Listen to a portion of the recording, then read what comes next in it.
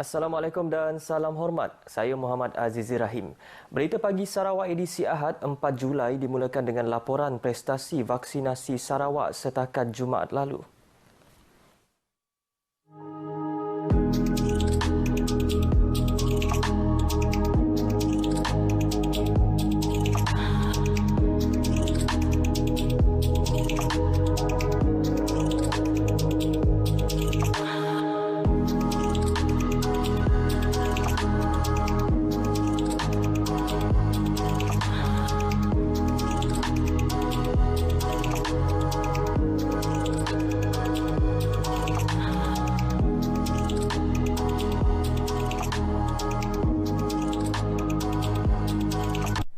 Program imunisasi COVID-19 kebangsaan PICK di bahagian Sarike kini memasuki fasa ketiga yang melibatkan individu berusia bawah 60 tahun mula menerima janji temu suntikan vaksin menerusi MySejahtera.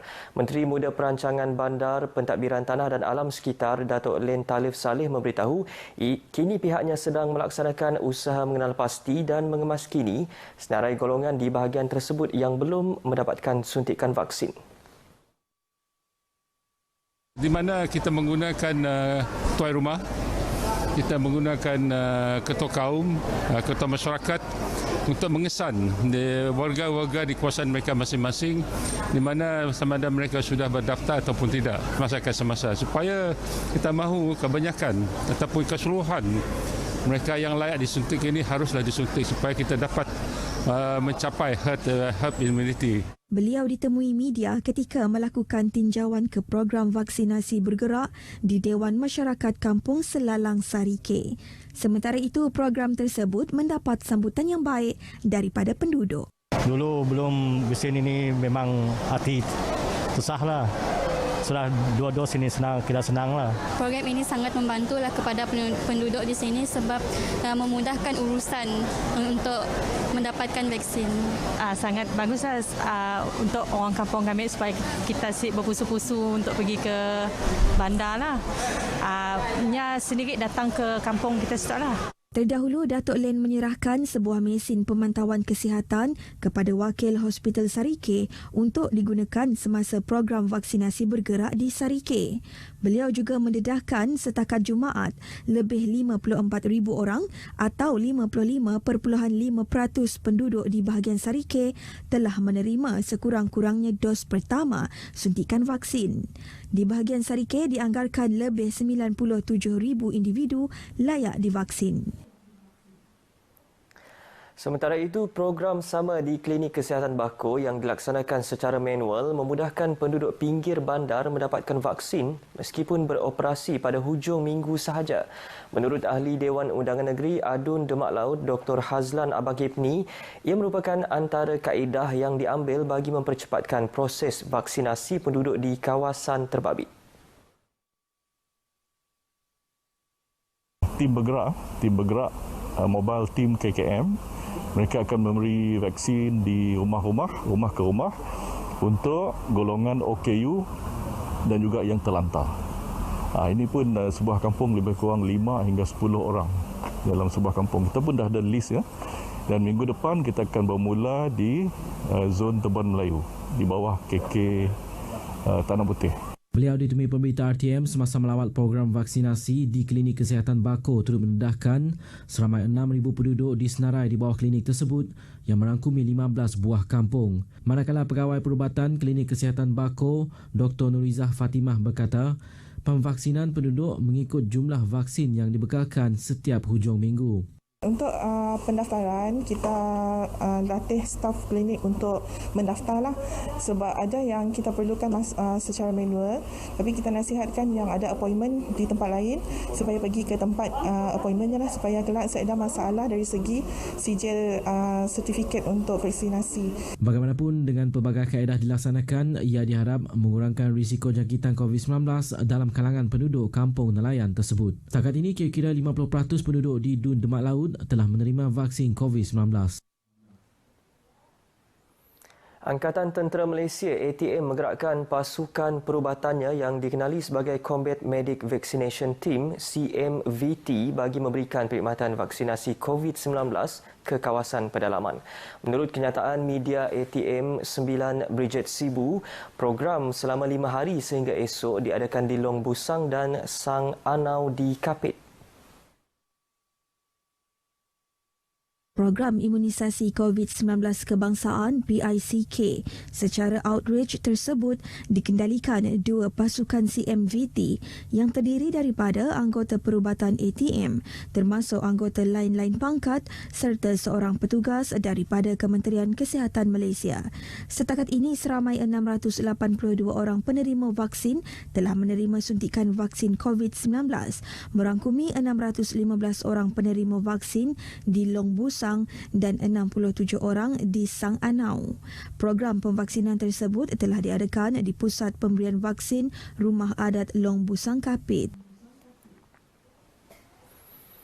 Sebanyak 361 kes baharu positif COVID-19 direkodkan di negeri ini semalam. Dengan penambahan kes baharu itu menjadikan jumlah kes positif di negeri ini meningkat kepada 66,196 kes. Jawatan Kuasa Pengurusan Bencana Negeri JPBN dalam kenyataan media memaklumkan daripada penambahan kes baharu semalam sebanyak 194 kes dikesan di 5 daerah iaitu daerah Kuching, Sibu, Subis, Bau dan Bintulu. Daerah Kuching mencatatkan kes tertinggi dengan 77 kes diikuti Sibu 33, Subis 32, Bau 27 dan Bintulu 25 kes. Manakala satu kes kematian baharu dilaporkan melibatkan mangsa dari daerah Kapit. Kes melibatkan mangsa berumur 62 tahun. Jabatan Kesihatan Negeri turut mengisytiharkan 4 kluster baharu iaitu kluster Jalan Haji Taha Kuching, kluster Pagar Tebeduk, kluster 35 Bintulu dan kluster Semuja Serian. Sementara itu 5 kluster ditamatkan menjadikan 96 kluster masih aktif.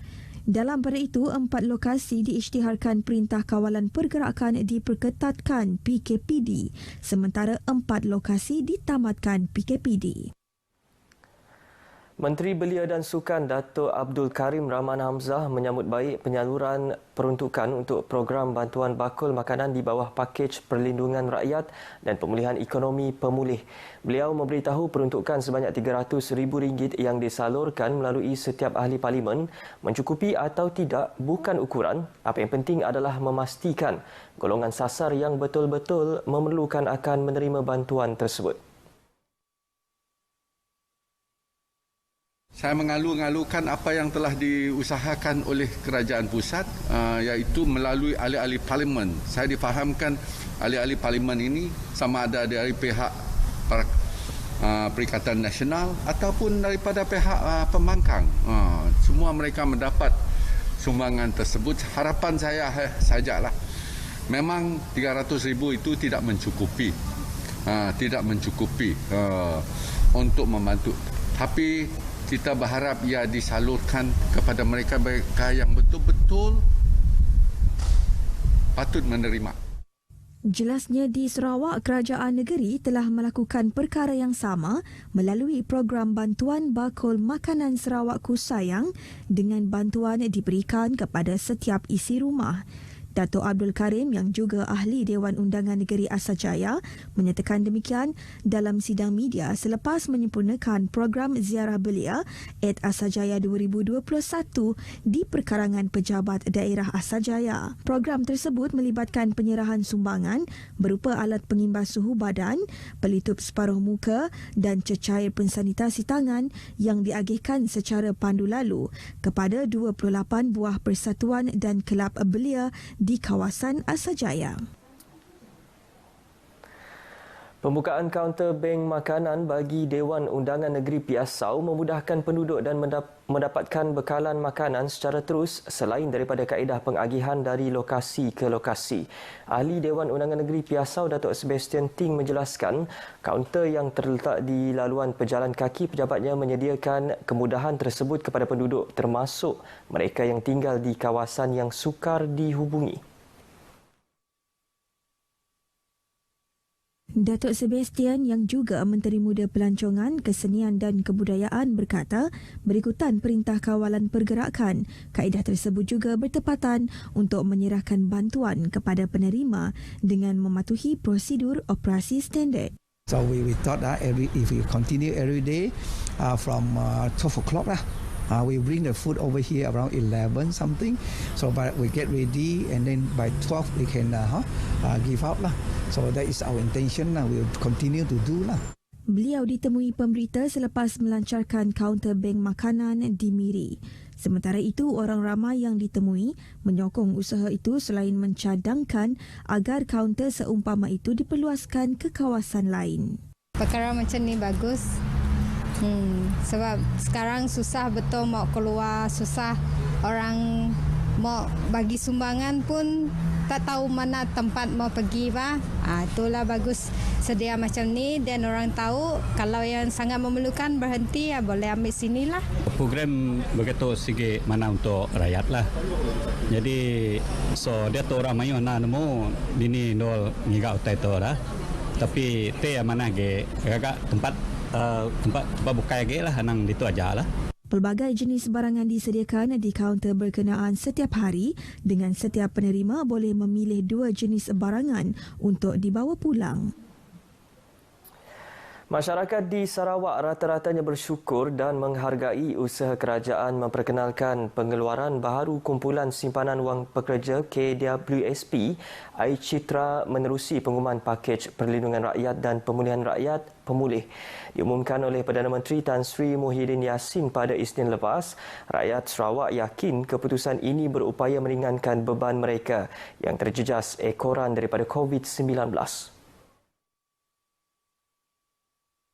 Alhamdulillah dan terima kasih kepada Perdana Menteri kita di atas keputusan yang telah dibuat berkaitan dengan pengeluaran lagi duit KWSP ataupun iCitra.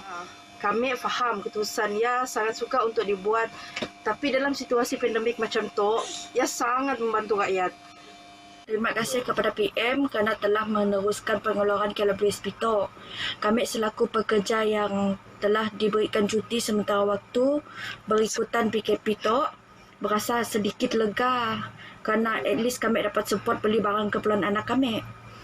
Dengan pengeluaran tersebut dapat membantu kami peniaga kecil-kecilan untuk memberi modal bisnes kami orang yang tengah merundung di saat pandemik COVID-19. iCitra diperkenalkan bagi meringankan beban kewangan ahli KWSP yang terjejas akibat PKP.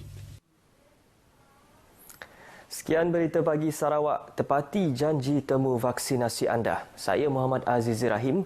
Sehingga berjumpa lagi. Assalamualaikum dan salam hormat.